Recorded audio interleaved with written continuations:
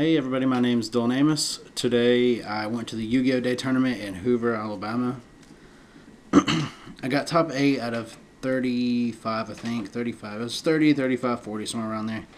Today I ran Burning Abyss. It's the near trapless version that only runs the 3 Fire Leaks. I had a few problems with it, but I'll go over them as I come to it, basically. So I ran the 3 tour guides. I shouldn't really have to explain why I run those. 3 Seer for your late game, 3 Graph for your, for those. 3 Graph for my early game. Your tour guide into your Graph is shenanigans galore. Tour guide into your Graph, mill your Seer, get the 2, go off, proceed to vomit everywhere. And then 3 Scarm for the search. Some people cut this to 2. I like keeping it at 3 because it keeps it consistent. And it's just 1 extra monster, so you can special summon it if you need to get your double Dante going.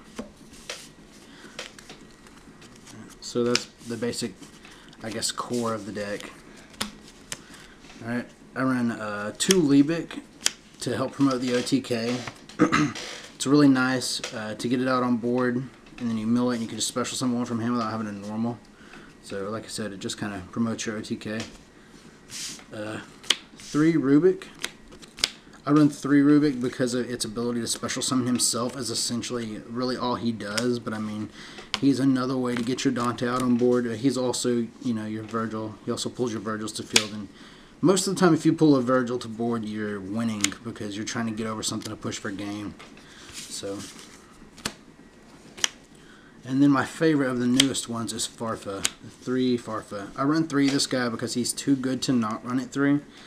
I also run him in combination with Good and Evil to send to the graveyard to push for game that turn.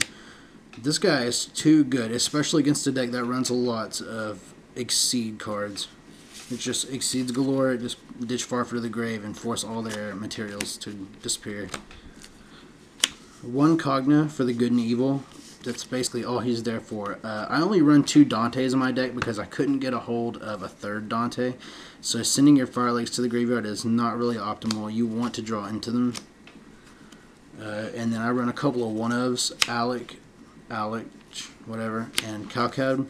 He's just a special summon. Every now and again his effect will actually help. And then Calcab is again another special summon, and every now and again his effect will help. But he also, he can also help push up back row to force the activation, so you can take care of the problem then instead of having to get trolled by it later.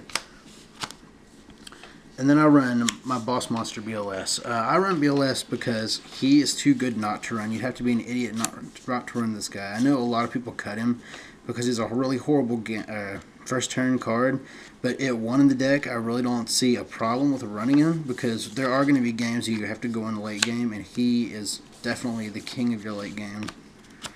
And then for my last monsters, I run 2 Maxi. I'd run a 3rd one if I had it. I just didn't have the time to get it before I got a hold of it. Or before I went to the tournament, my bad. Alright, for my magic cards, I run 1 Good and Evil. It is essentially just an extra search because I don't run 3 Upstart. It's just an extra search, and you can ditch your Farfus to grave to go into your OTK play that turn. So it promotes your OTK that much more. 2 Enemy Controller. A lot of people are cutting this from their decks, but I like Enemy Controller because, again, it's just extra. It's just extra push. You special summon a Burning Abyss and then take control and hit them for game. If they're sitting on a carrier or if they're sitting on a construct, you can just take control and hit them for game. Assuming they don't have Elstall Fusion. But I mean, it's just good. I don't know why people will take it out.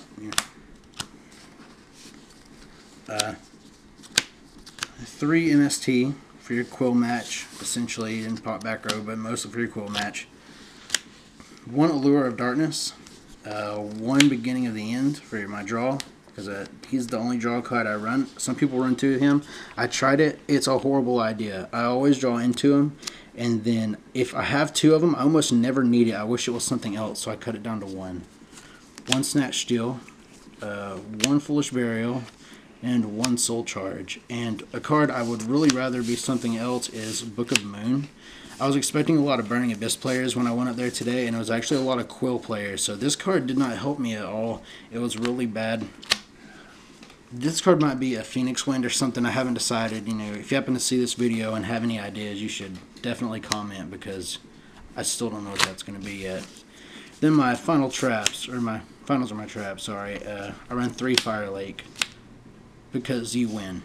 You play Fire Lake, you win. It's just that simple. For my extra deck, sorry, I ran 2 Dantes, because I couldn't get a hold of a third one. I know you're probably shitting your pants right now. Oh god, he only runs 2 Dantes. Flame the fucking video. But if you have $70 to drop on me another Dante, then I will run 3 Dantes. But until then, 2 is enough for me. Like, I can still win with 2 Dantes. 3 helps. I mean, you know, it makes the OTK a little easier, but I mean, it doesn't do anything that this guy couldn't do. I run 2 Virgils, because if you're going into Virgil, you're winning. You can spin back anything on the field, anything in the graveyard. So if there's something in the grave that's a problem, you can spin it back to the deck. If there's something on the board that's a problem, you can spin it back to the deck. It's just overall good. And if he goes to the grave, you draw a card if he's destroyed by battle or card effects. Then I run 2 Nightmare Shark. I really don't have an explanation for this one. Some guys at my locals like to run Leo, and this deck falls hard to that stupid Leo Synchro card. I just can't figure out a way to get over it, I guess. So I had the room, so I put the 2 in to get over Towers and to get over Leo. 1 Acid Golem for skill drain and just beating at them for the OTK. Dante and a Virgil or a Dante in this guy's game, and that happens way too often. 1 Tri-Edge Leva. He's kind of my tech. I see some people playing him, some people don't, but he's really good against anything that runs hands and anything that is really effect heavy that you can just simply win by negating their effects. It's really good. I run 2 Downward Magicians for the mirror match. I could make this 3 if I had a third one. I didn't think about it until I actually got there, but you can overlay, you know, take control of your opponent's Dantes and overlay your Downward Magician and get their, you know, just essentially keep them from getting their effects from going off. But it ended up working out in the long run because I played no Burning Abyss players. And then I run Chronaut because he's a stall. Leviair because he's good for shit that banishes. Zenmaines because he's just a good stall. Giga Brilliant. And 2 Alucard. And that's basically my main deck. And Alucards just kind of bounce each other. How much time do I have left on this video? You have about 1 minute and 40 seconds.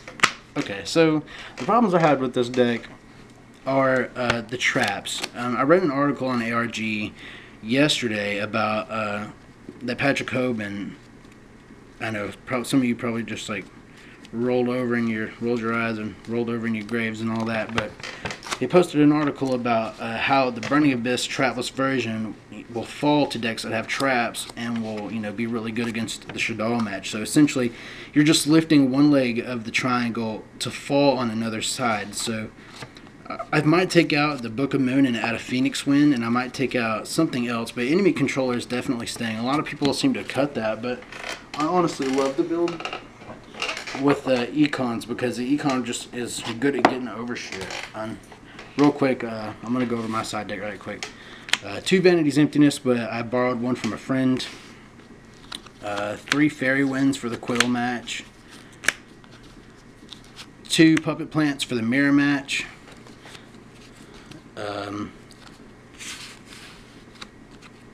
Non-fusion area and defusion because I didn't have another non-fusion area. I got mine in the mail today. 2 Twister for the Quill match, and it also helps with the Shaddoll match, or not the Shaddoll match, the Tellarknight match where they're running all the anti-meta shit like defissure and stuff.